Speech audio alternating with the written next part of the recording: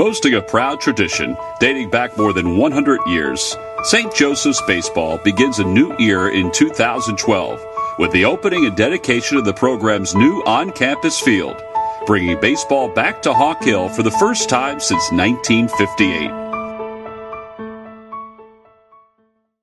We played on so many different baseball fields, it'd be hard to list them all, but it's probably anywhere from 14 to 18, and we have most of that documented.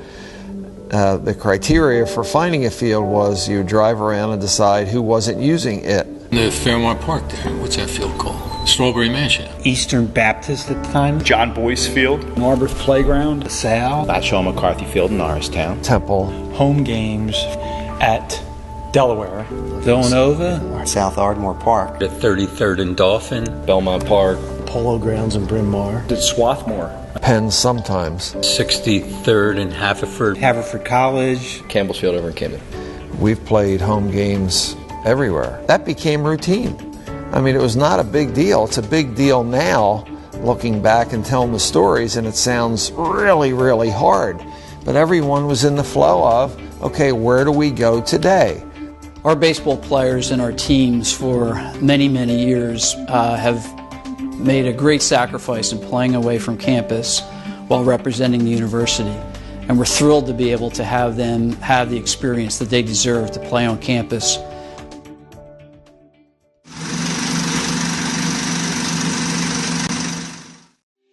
When the college relocated from North Philadelphia to Winfield in 1927, SJU's varsity athletic teams, football, track, and yes, baseball, all played their home games on Finney Field. The university was planning to expand because during that era, the campus was two buildings. Barberlin Building, or Tower Signature Building, and the field house, and that was it. So in the late 50s, a plan was made to develop a library, a student center, another academic building, and one of the sites was then at the in right field on Finney Field of the baseball field. Post Hall is what took baseball out of the mix.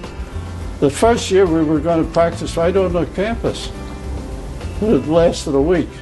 We played various fields, most of them in Fairmont Park.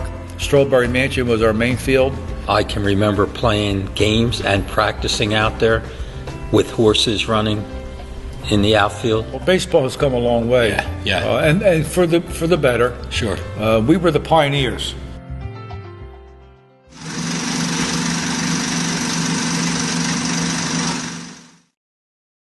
When I coached here, I was fortunate enough to be able to play at Narberth Playground. It was a bandbox of a field, but a cozy little field and a nice field to play, and the students could get there too. It was reasonably accessible to St. Joe's, so it was a pretty good field to play. And one of the unique things about the Narberth Field, it was a playground and it was a short home run fence. It was only about 280 feet down the left field line, but the fence was probably, would you say? Yeah, about 45 feet high. Probably. It was chicken wire, actually. The right field fence had no fence at all. So you hit the ball over the right fielder's head, it just kept going. After Narberth, we played regularly and consistently at the Bryn Mawr Polo Field. That we nicknamed the Polo Grounds after the famous Brooklyn Dodgers field, but it had nothing in common with the Polo Grounds. Houses and trees out in left field. One game we played, it was a conference game against LaSalle. We put up a clothesline across from the right Rope field fence. foul line all the way to center field as the fence. It was an imaginary fence. Did it have streamers on it too? It did have streamers on it. The polo field did have a great mound. And so it was probably a little higher than some of the others, and it was good for the pitchers. And Timmy Brill had a penchant for hitting home runs in Mrs. O'Brien's yard, which she didn't like very much. We loved it. The challenges themselves were minuscule compared to just the enjoyment I had out of being with the St. Joe guys. I think the best part of the experience was in the beginning of the year getting the fields ready. All the players worked together, and it was like we built a bond and a camaraderie. I think it made us a closer knit team. I really believe that.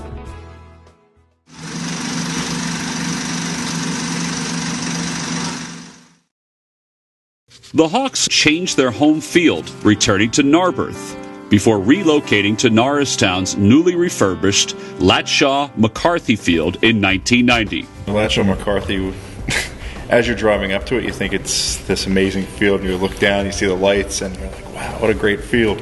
The idea with Latshaw, when they started out, that was going to be a minor league facility. Norristown was going to try and get a minor league team in there. So we were all excited about that, and they were saying next year we're going to have this, and all of a sudden I guess they ran out of money. The field served as the team's home for 20 seasons, the longest continuous stint at one location in school history. They always played hard. They never quit. They never gave up, which was the important thing. If you work hard in practice, you work hard in the games, and you play hard, that's all we can ask of you. After 2 decades in Norristown, the Hawks were on the move again, taking their home games out of state in 2009 when they moved to Campbell's Field in South Jersey. Campbell's Field is a beautiful place. More certainty. We could communicate. We know we had the field. They had tarps. They had ground crews. It's a great change. Campbell's Field was a terrific bridge from Latshaw.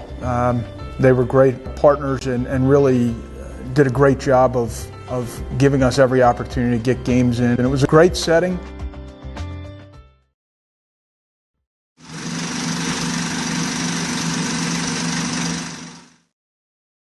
SJU begins a new era with the opening of its field on the James J. McGuire 58 campus in 2012. The Hawks have established a proud tradition, which includes 68 all-conference performers, 34 professional draft picks, 10 academic All-Americans, 3 All-Americans, and 2 conference titles since moving off campus in 1959.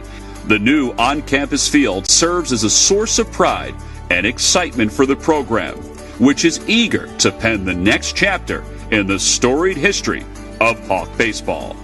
It's going to be a fantastic setting. So we're very fortunate that we're really, getting some top-notch features to this ballpark. There are so many things that are weighing into the overall experience for the student-athlete here that, it's going to make it so much more enjoyable for them and, for everybody. There's nothing like on a nice day, sunny day, sitting out there watching a team play. Looking forward to seeing the new field. Looking forward for the kids to have a great opportunity and a good experience. I think it's a phenomenal asset to the program. I think it's going to show over the next couple years in how the team performs. When we have our dedication here, we're going to invite everybody that's ever hosted us back on our campus, and I'm sure they'll celebrate us finally having a field. Very excited for the alums, for all the players who have played here, and we've been fortunate to hear a lot of different experiences about what they went through in their time here. And I know it's been a long time coming, but we're certainly glad for them and for the university that we finally have this terrific ballpark on campus where people can enjoy, America's pastime. So we can't wait to be a part of that. We always envied our opponents when we went to places like Villanova and LaSalle and Temple, where they had all their fans there to support them. And so we're very anxious and thrilled to be able to have our students and our players have that same experience once we're back on campus now.